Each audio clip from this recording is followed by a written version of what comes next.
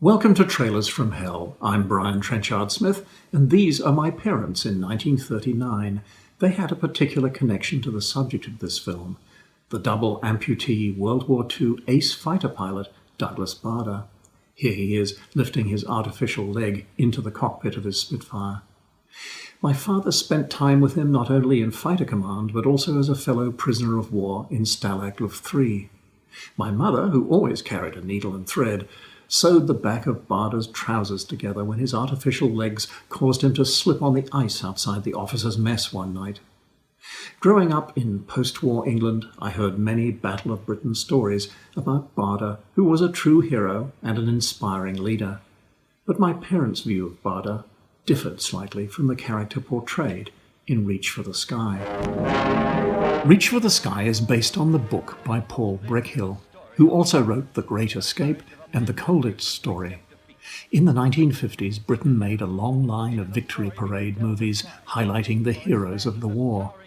The story of the legless air ace Douglas Bader became the most successful British film of 1956. Richard Burton was the first choice to play Bader, but he dropped out in favour of playing Alexander the Great, which offered 3 times the salary. So Kenneth More, popular middle-class icon, played Bader with cheerful, hectoring confidence like a cocky older brother. Bader's parents did not want him and gave him to relatives to raise when he was a baby. He grew up driven to succeed. To some, Bader was charismatic and inspiring. To others, he was an aggressive show-off who exaggerated his victories. His recklessness as a pilot, carrying out forbidden low-level aerobatics, resulted in a near-fatal crash and the loss of both his legs, one above the knee, one below. His unyielding determination to walk again contribute the most poignant scenes in the film. Kenneth More's affable charm is well suited to the central role. He arranged to meet Bader, get a sense of his persona, and observe how Bader walked on his artificial legs. They played a round of golf. Much to Moore's surprise, as he was a good golfer, Bader won decisively. Bader's drive to excel at everything continued with escape attempts as a prisoner of war. In fact, fellow POWs at Stalag Luft 3, including my father, found Bader to be an obnoxious attention seeker, trying to muscle in on the escape plans of others. He often baited the guards, resulting in the confiscation of Red Cross parcels which the prisoners needed. When Bader was transferred to Colditz, the film shows all the POWs applauding him as a hero when he's led out. In fact, witnesses said it was applause of relief. At last, he was gone. The film also presents Bader's big wing strategy, attacking bombers in massive force rather than squadron by squadron, as the strategy that won the Battle of Britain. Many World War II historians disagree.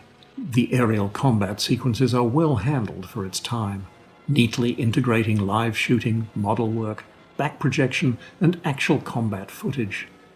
Bader's death or glory approach to aerial combat got him rapid promotion, and he became a propaganda celebrity. To embattled Britons, the courage of a crippled pilot symbolized the courage of a crippled nation at its darkest hour. Smoothly staged by future Bond director Lewis Gilbert, it's a very British, very mid-50s film in tone, and enjoyably so. A recent documentary on Bader emphasized the negative aspects of his character. Few heroes are without flaws, but it should be noted that after World War II, Bader put his drive and personal charm to work by fundraising on behalf of many disabled groups and charities.